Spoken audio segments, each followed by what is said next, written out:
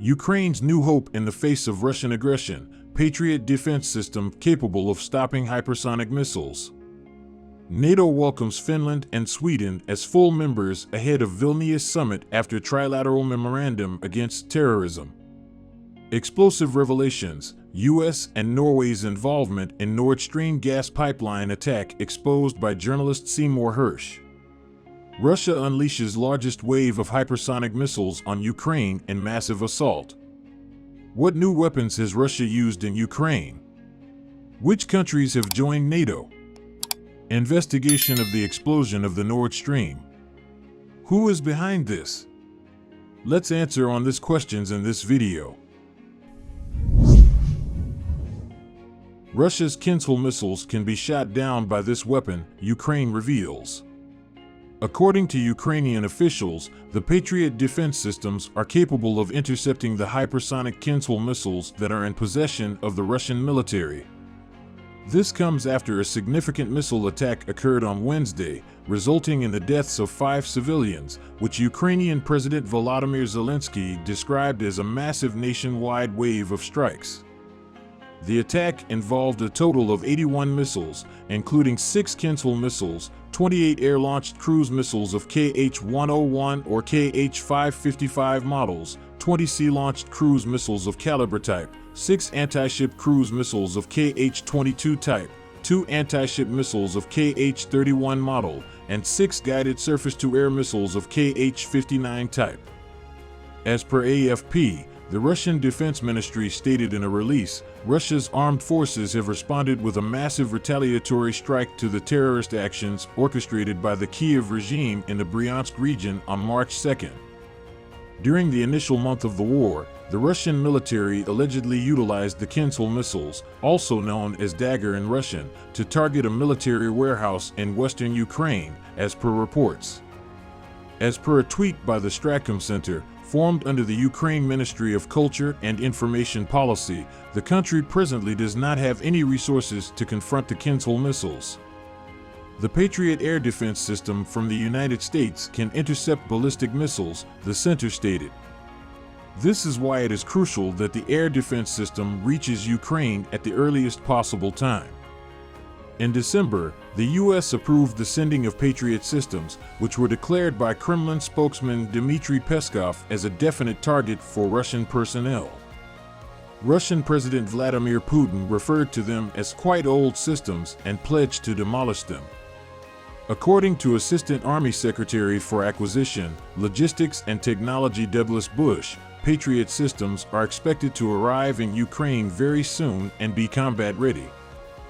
U.S. forces have trained Ukrainian fighters on the equipment, and providing Patriot systems will not influence operational unit readiness.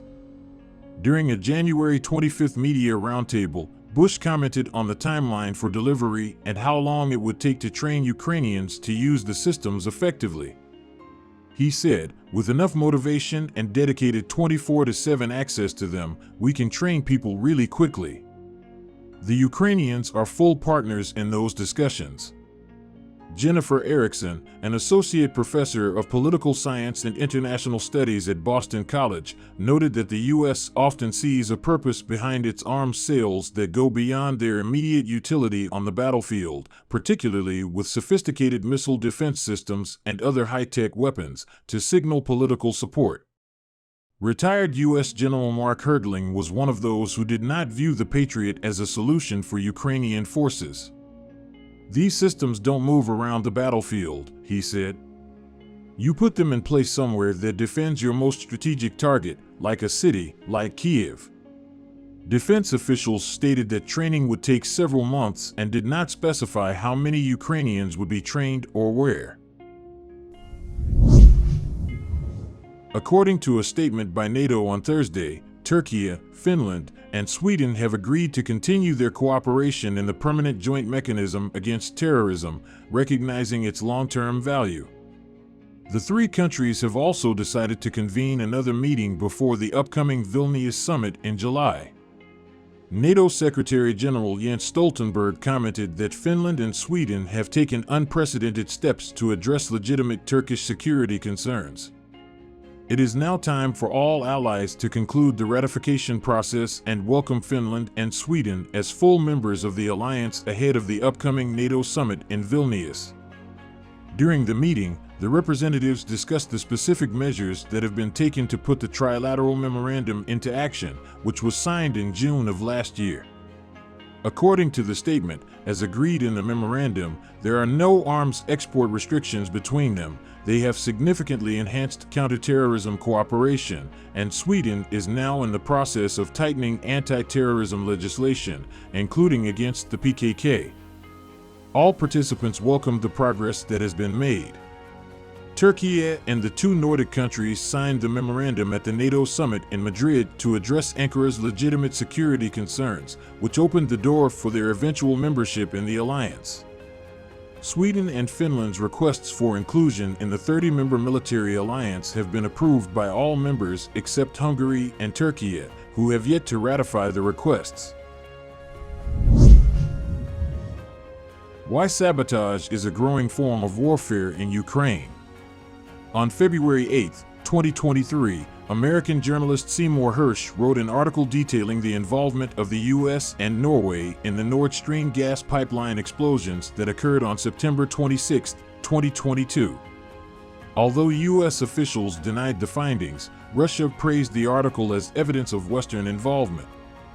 However, as of December 2022, there was no conclusive evidence that Russia was behind the attack. Nonetheless, sabotage has become an increasingly common tactic in the Russia-Ukraine war. While Russia often blames Ukraine for fires and other attacks in Russia, the US and NATO states may also be responsible for covert sabotage operations.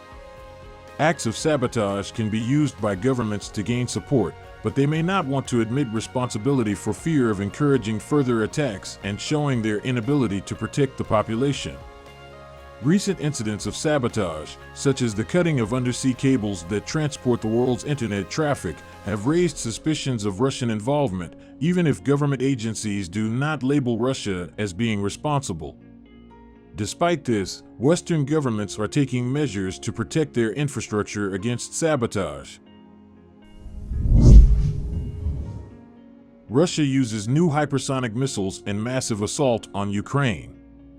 On Thursday, Russia launched an assault on Ukraine by unleashing a barrage of approximately 81 cruise and ballistic missiles, targeting various locations across the country.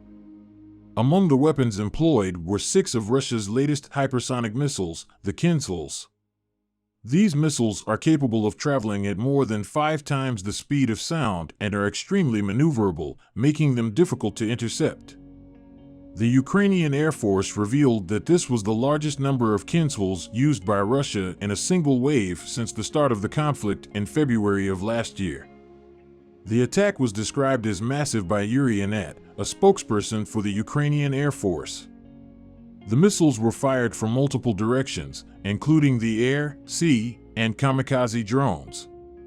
The strikes were carried out in response to a cross-border raid by a Ukrainian paramilitary group in the Bryansk region of southern Russia, which Russia called an act of terrorism resulting in 2 fatalities. Moscow's defense ministry stated that it had employed high-precision weapons, including hypersonic missiles, in a massive retaliatory strike against Ukraine.